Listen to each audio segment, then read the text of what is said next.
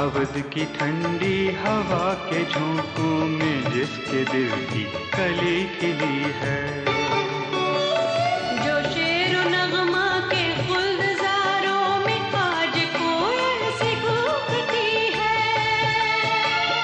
जो शेरो नगमा के गुलजारों में आज कोयल सी कूकती है।